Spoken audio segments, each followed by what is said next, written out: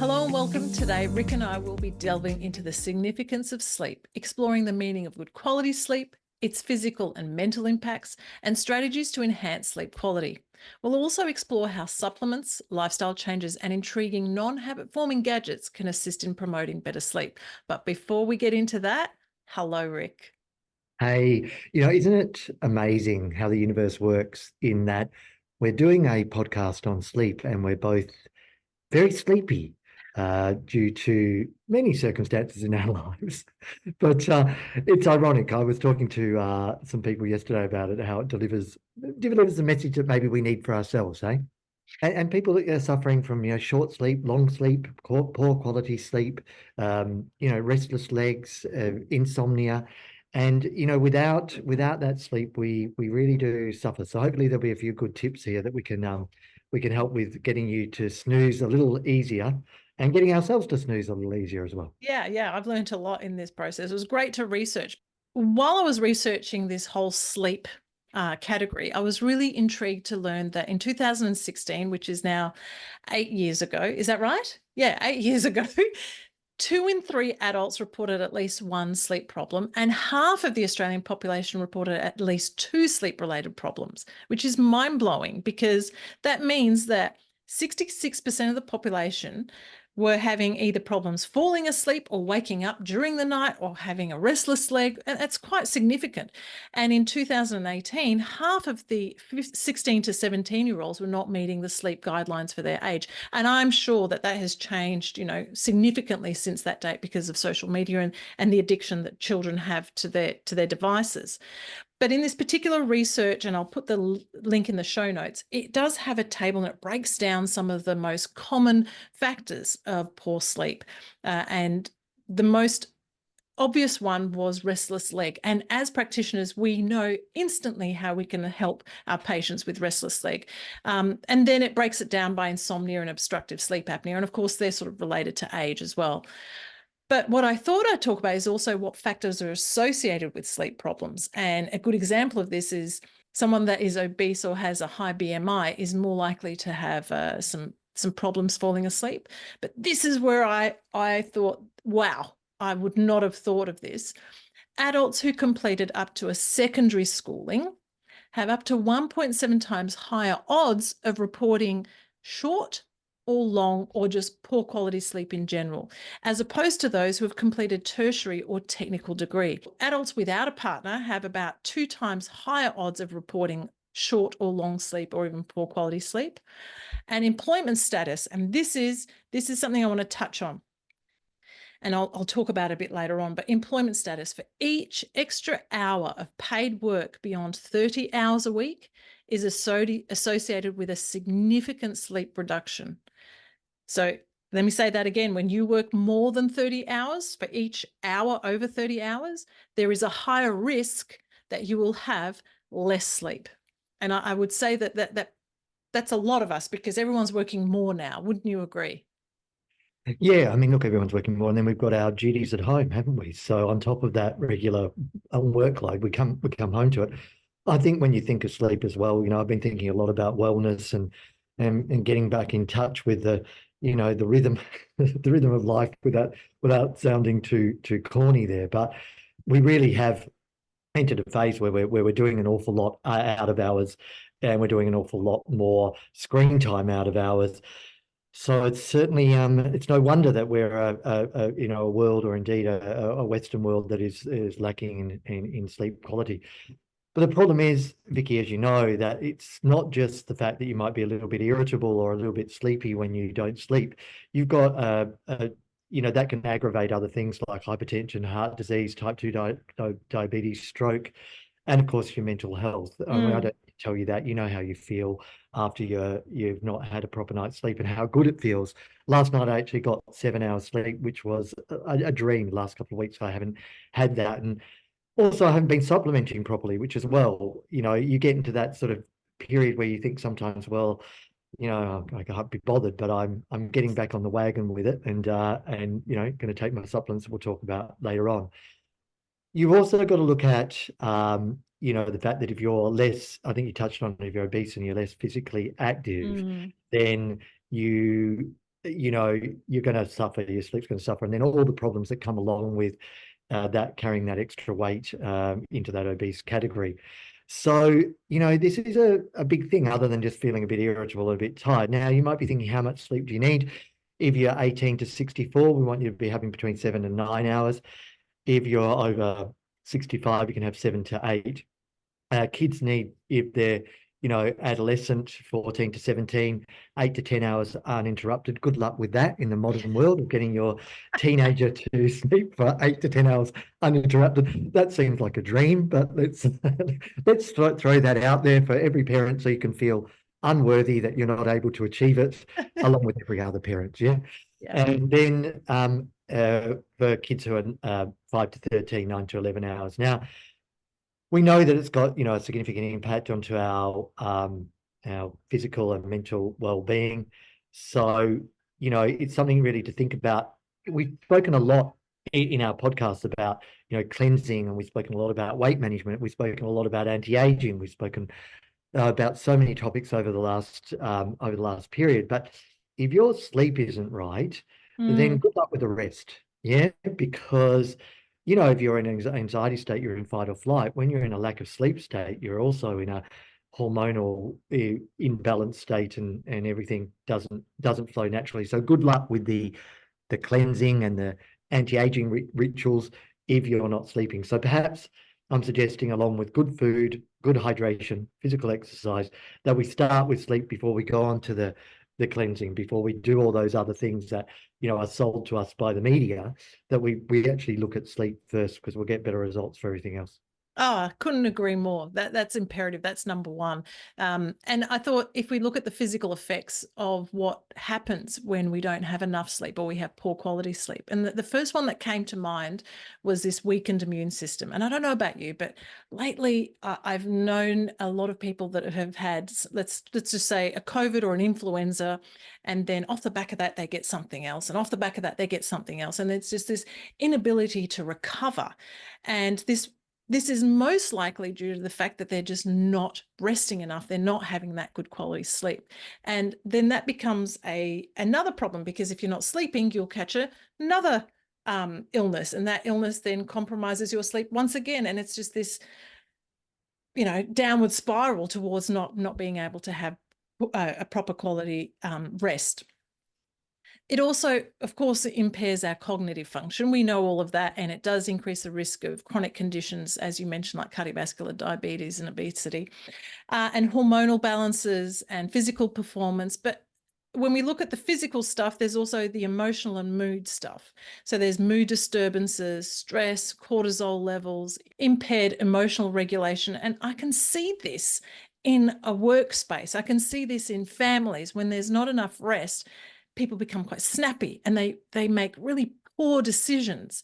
And actually, a research that was done by Deloitte found that poor quality sleep in the workplace is associated with a cost of $51 billion a year in Australia.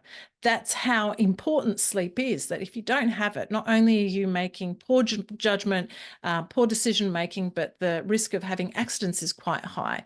And of course, then that promotes a mental health disorder, which also then will impact your work. And the long-term consequences of this is that, you know, you are more susceptible to cognitive decline or neurodegenerative diseases as you get older, as well as the reduced life expectancy. And I'm not for that. I want to live a long time. I want to see my kids grow up and live a wonderful life. But I thought maybe you could explore some of the reasons why people can't sleep properly. Yeah, look, and these aren't rocket science. When you're listening, I'll probably put you to sleep while I tell you the reasons why Oh, thank God you for that. you know, actually, this could be like one of those new meditative apps where you just play my droning voice on. But anyway, look, first of all, look, if you are stressed and you're not dealing with the stress, if you're lacking physical activity and you're not exercising, then let's start there. Let's first of all find our ways to somehow, even if it's just for a very short time. And you know, I've spoken about a lot about magnesium baths, for example, something short that you can do to reduce your stress and anxieties, all that we're looking for. If that happens to be an app, then go ahead and do that. but make a small start. Don't you have to try for anything too hard, something very gentle. That might just be a little walk after work, no matter how tired you're feeling. That may lower the stress levels. You know what it is. You know that thing for you, putting on some music, listening to a CD. What is that thing? For me, actually, it's watering the garden, believe it or not. And living currently in Western Australia, I have to do that a lot since we haven't seen rain for forever. But it does sort of calm me down to be out there in nature a little bit. Now, it doesn't last forever, but it does hopefully help with my stress and anxiety. So look at that first and foremost. Secondly, you've probably heard it many times before, is looking at your sleep schedule. And when I was younger, this used to bore me to tears, because when people say don't sleep in on the weekend, it's like, well, no, hang on a minute, that's what the weekend's for. Maybe keep your sleep-ins a little bit, here comes science along, ruining the party, where we have to, maybe moderate that and not have the 2 or 3 hours sleep in, and try to go to bed at regular times, and not do what I've been doing this week, watching a fabulous Netflix series about a South American what a theme to it, and I can't sleep, and there's lots of action going on, and I wonder why I can't sleep. It's because I'm so excited, and then I watch another Netflix show, and then come to work and say, well, I'm tired. So much for the regular sleep schedule. Also, trying to get my mum to have a regular sleep schedule is tough. I think the elderly in particular, you've got to try, if you're caring for someone, to give them that regular times, because they'll stay up and up and up and up, and next minute they're going to bed at 2 or 3. Make sure that this sounds so simple, Vicky, and I told you it might sound boring, but if you've got a pillow that feels like you're on nails, or a bed that's very uncomfortable, then change it. Don't put it off and think that it's going to be all right the next night, because it's not. And you're going to be uncomfortable. You're going to toss and turn. It's not going to happen. Is your bed too hot, too cold? Is it bright lights? What's going on in your room that's annoying you? Mine's a rattling window, and do you think I'll fix it? No, but I do put bits of paper into it, and it stops that. But why would I repair the window when I can just stay awake and listen to it rattle all night? Yeah. Then we've got, we're all watching, looking at our iPads in bed, our computers, don't is it. Keep those devices away from your bed, away from you, and don't certainly watch your streaming service in bed, on your computer, on your lap, on your knees. Before you go to bed, are you having too big of a meal? Are you eating too late? Are you having a cup of coffee that you say doesn't affect you, but your partner might say something differently? Be sensible. Are you having too much alcohol? Because alcohol can wake you up and disturb your sleep, unless you're having a whole bottle, and it'll probably knock you out, which we don't advise to do here on the Health Chat, except for a special occasion. And look, of course, there's medical condition medications, but you can discuss those with your doctor, and then you have things, regular things that are pretty obvious, like shift work and jet lag. Now, shift work is, if you are a shift worker, which many people nowadays are, sorry to be the bearer of bad news, it's not the healthiest of work patterns. So you've really got to take extra care if you're a shift worker. That includes people that are flying in and flying out, that sort of thing, whether it be 1 week on, 1 week off. You really have to look at that and try to maybe look at some of the supplements we're going to give you. And of course, then there's those irregular work hours where you're maybe not doing shift work, but you're working, one morning and then you're not the next day. So all that sort of stuff. Vicky touched on sleep disorders, anxiety, depression. Now, there are also times that, if you're going through a period in life where there's hormonal changes, whether you're a woman, particularly during that time, or a guy as you're getting a bit older, that can impact you, and you have to then be more gentle on yourself and look more at your stress levels and more personal care. But that doesn't, always happen for us. And I think when I speak to women who are listening, tends to be a category that are not taking care of yourself. You're taking care of everyone else, and you come last on the list. So everyone else is tucked up in bed while you're running around making the lunches for the next day. I'm being stereotypical here, but you know what I mean, Vicky. It's generally that phrase, "a woman's work is never done," you would think in 2024 would have been put to bed, excuse the pun, but it hasn't been. And I think that when I was doing clinic, getting women to relax and focus on themselves was very hard. Even to get someone to have that magnesium bath was a little bit tough. So I wanted to touch on that anxiety that you were talking a bit about before, and it's very interesting because the anxiety in the workplace is a whole other level. Let's just say it, okay? Doesn't matter what industry you're in, the anxiety and the stress is contributing significantly to the sleep conditions that we're experiencing at the moment. And I wanted to touch on an interesting piece of study that was done by a Dr. Gloria Mark, and I think she's like from the University of Irvine in California. And she's been doing the research into our attention span and how technology is affecting our quality of sleep. And this was fascinating. So and when I'm talking about interruption, I'm talking about the interruptions that come on your email, on your phone, be it an SMS or a phone call, how many web browsers you have going on your screen, and then the interruptions that take place during the day, right? So for me, an interruption is like a bing that comes up on my email, which I'm sure a lot of people know that sound. And as soon as you hear it, you're like, this twitch that comes along with it. Same with a text or a buzz on my watch, whatever it is. But this wonderful research done by Dr. Gloria Mark, she found that in 2004, the average attention span of someone was 2 minutes and 30 seconds. Go to 2012, our attention span halved. So now we're down to 1 minute, 15 seconds. And in the last 5 years, we're actually down to 47 seconds. Oh no. So Oh that's no. pretty poor, right? And when you think about Oh, I'm guilty because I have like 12 windows on one browser and about 7 on another. And I use multiple browsers. And you might be working on something and you're in this deep focus. And then 47 seconds later, you look up and you'll see your web browser that prompts you to go, oh, that's right, I was doing that. And you're constantly shifting between one task and another, which is horrible for our stress and therefore terrible for us to unwind and get into that sleep.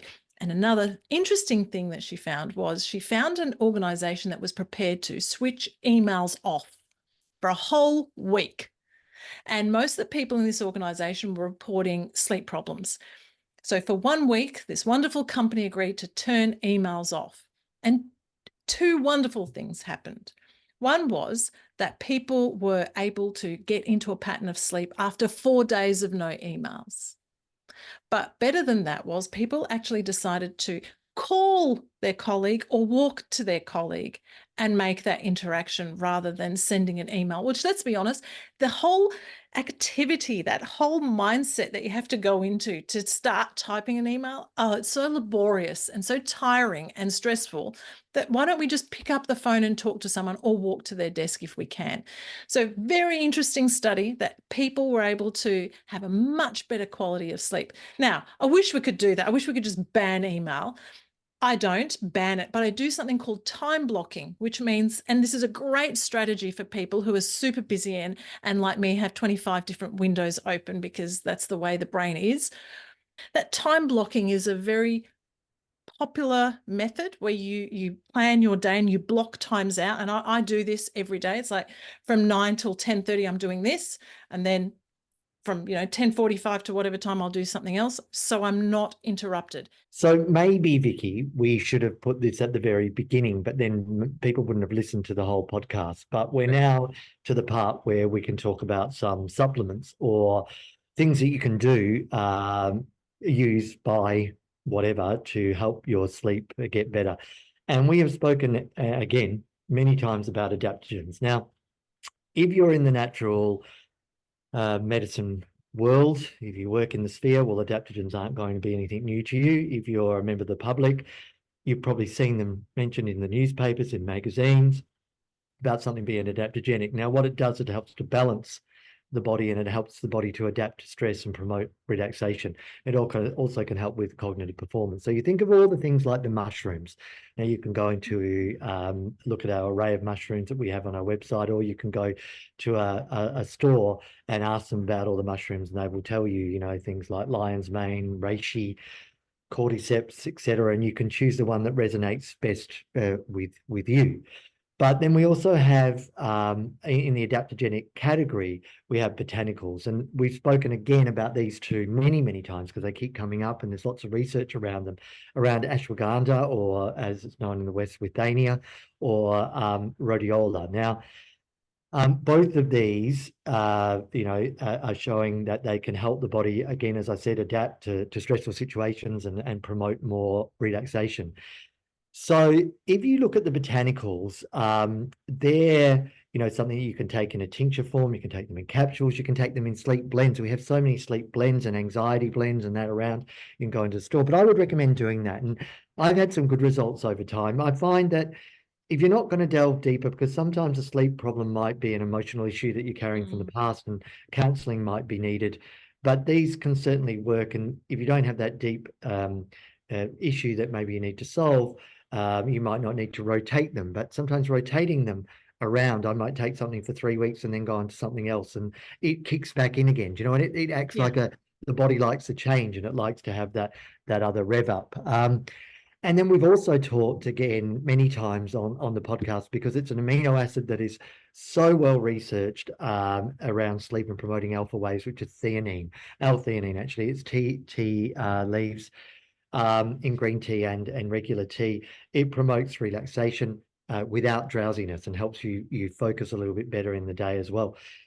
Then, of course, we talked about tinctures, and you can do a lot of the whether it be the ashwagandha, the rhodiola. There's a lot of other things like lemon balm that you can go for as well. Chamomile, for example. And then if you're listening to this not in Australia, you can buy this most places around the world just over the counter, which is melatonin. It's a hormone that regulates the sleep-wake cycle. It's available in supplement form. We have some practitioner-only products that have herbatonin, and if you talk to a practitioner about those, you can certainly get some assistance. But if you want melatonin in Australia, my understanding is you need to get a prescription from your GP in order to get that. But that is really, melatonin came into prevalence because of its ability to help with jet lag. And then we found out that it's not only helping with jet lag, it's helping promote normal sleep. We produce less of it as we age. And also it's a key hormone that helps with aging well, or anti-aging, if you want to use that term. So they're pretty simple things, the adaptogenics, the botanicals, the amino acid, and then we have those herbal teas category where you can go for things like as I said, the chamomile, the lemon balm, the valerian that I know you're going to talk about, Vicky, and teas like that. It's interesting you were talking about L-theanine. I love glycine as well. So one of the most interesting side effects, good side effect, of people consuming all the collagen powders has been the glycine has helped significantly improve quality of sleep.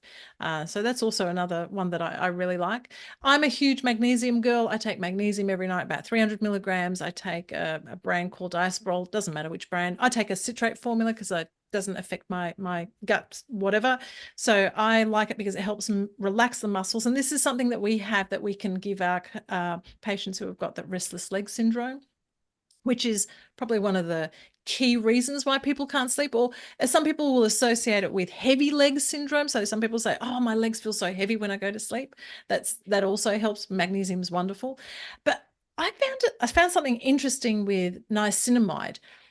And I just found this like 10 minutes ago. Niacinamide plays a pivotal role in alleviating anxiety with its benzo like properties, right? So benzodiazepines, they help relax. This has a similar effect, but it's something that we have access to. And there was a wonderful, well, there's many research articles, but there was one particular case study that I read of someone that had chronic anxiety from the age of 12. And throughout high school, he suffered with anxiety right through till university. And he became a doctor, this particular person, and he was on many medications and he saw psychiatrists and nothing worked for this guy until when he graduated, he started to go really deep into the condition that he had, and he started to take a high dose niacinamide, and he was taking like 500 milligrams 4 to 5 times a day. And he found within 2 weeks, this incredible sense of calm. And when people think of niacinamide, they're probably thinking excitatory. They're thinking energy, like NMN or NAD production. But what has happened in most cases is people are finding that it helps to relieve the stress sensation and really get into that balance and to be able to have stress-free sleep. Niacinamide might exert its effects through its modulation of neurotransmitters that are commonly unbalanced in those areas of the brains that are associated with anxiety. But it also may help by reducing anxiety by shunting more tryptophan towards the production of serotonin. And, you know, it's probably not uncommon now that people do have a B3 deficiency because people aren't eating the same sort of foods that we were once upon a time. But again, if you're interested in this, you must consult with a practitioner to make sure that there's not going to be any adverse reactions with anything else that you're taking. And interesting that you talked about emotions and how emotions play a part, dredging up the past or thinking about stuff that may have happened once upon a time and not being able to sleep. And currently our most latest video that we did with Mark Wells as he explores flower essences is all about sleep. So he's exploring how to emotionally balance using flower essences and to help promote a good quality sleep. So if you're interested in that, definitely take a listen. I'll put that in the link below as well. And globally, we can't overlook the rise of the CBD Oh, well done. trend. Yeah. Yeah. You know, CBD gained popularity for its calming effect, and now we have globally lots of CBD infused products, oils, capsules, gummies. In Australia, we're still navigating that new territory, but certainly for those of you overseas, that's something to look at and watch the space in Australia as the regulations catch up with the current global trends. But it's certainly one to keep your eye on. So a little while ago, I was at work and one of my colleagues was talking about this particular device that helped with anxiety. And she bought it for her daughter because the daughter was just unable to get to a state of calm. Because, you know, when you, especially as a child, when you have that, like a panic attack, and that panic attack, then, you know, you think about the panic attack that you've had, even though you may have recovered from it. And then that just doesn't let you get into a state of calm and you can't sleep. And she started looking into a few different devices. And I have one here. I actually went and bought it for my daughter. This is, I don't know if you can see it, but Yes. it kind of looks a little bit dodgy, but it's not. It's totally legit. It's non-habit forming and it sends these tiny electrical impulses and you just put it in your palm and you turn it on. And this is wonderful because it has a timer, right? For 20 minutes you can set it and then you can fall asleep with it. And all it does, it's so clever, right? Tiny, I don't know if anyone knows what a TENS machine is. It just sort of like redirects the impulses of the pain so that you don't notice the pain anymore. It's not fixing the problem, but it just takes away from the problem, distracts your brain. This is very similar, but so low frequency. And when you put it on, it kind of feels like a little tickle, and you can change the intensity depending on what feels comfortable. And there's about 12 different programs, like there's different sensations, and you just hold it. And I gave it to my daughter, and she's a chatterbox before she goes to sleep. It drives me nuts, right? We can hear a tuck, tuck, tuck, tuck, tuck, tuck. And we gave this to her and she put it in her palm. And 5 minutes later, my husband and I are looking at her like, I think she's fallen asleep. She's not talking to herself. Because all this does was it redirected whatever was going on in her body to focus on the sensation in her palm, right? These are going viral. These little babies are incredible. And they're also wonderful for people that, let's say you're going into a meeting or you're going into a presentation and you don't want people to notice that you're anxious. You just hold this in your palm and you completely forget about the emotion that you've had. It's kind of like tapping. I don't know if anyone's aware of the tapping technique. Very similar, but you're not physically going like this. Just put it in your palm, walk around, has a timer, it turns off in 20 minutes. So if you want to sleep with it, you can. Incredible gadget. I can't speak of this highly enough. I think it's wonderful. I wish they It's brought them out when amazing I was what's going. out there, isn't it? Really amazing. The smart sleep gadget category, those wearables devices that track your sleep patterns, give you insights back, and then you can really relaxation programs. Yeah. It's really good. And we thought when you combine that with the multitude out there that I touched on earlier of sleep apps as well, Yeah. guided meditation, sleep tracking, and other tools for improving sleep quality. We're really lucky. We talked about technology in the beginning as being very negative when we're using it as like a TV and overusing it Mm. and all that. But then there is the side of technology as well that helps us out to sleep. I was talking to someone about with grounding, and grounding is something that's very Yeah. important too. Take your shoes off, walk in the garden, walk on the beach, walk in the park, but connect to Mother Earth and the pulse that the Earth gives off that we're so connected to because of electromagnetic radiation and all our devices. So many of the devices or the apps can emulate the vibration of the earth and get us back in tune. But if you don't want to go down the electronic path, get those shoes off, as I said, walk in the sand, do some gardening, connect with nature, connect with Mother Earth, and you may find that your sleep gets better just because of that. Thank you so much for joining. Thank you, Rick. Thank you. Let's hope that we all sleep well tonight.